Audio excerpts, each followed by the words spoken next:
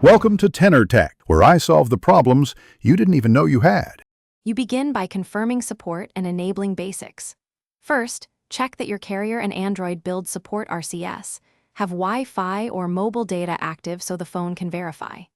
Next, open the Play Store and update Google Messages, then set Messages as your default SMS app so chat features can register. Once done, go to Messages Settings Chat Features and confirm your phone number displays. This kicks off registration, which may take a few minutes. Once you start registration, watch the status line for setting up or connected.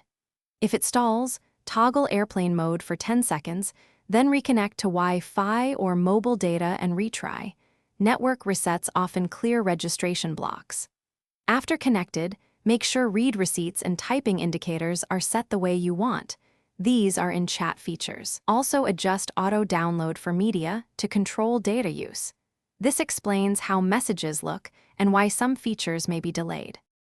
To finish, send a test message to a known RCS contact and look for the chat label and features like high-quality images and typing indicators. That confirms success.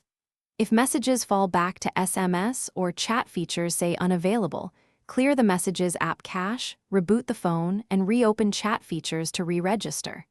If the problem persists, try switching networks. Only then contact your carrier. They can verify RCS provisioning on your number and fix server-side blocks. This is the key trouble. Thanks for watching. Subscribe to keep your life in tune.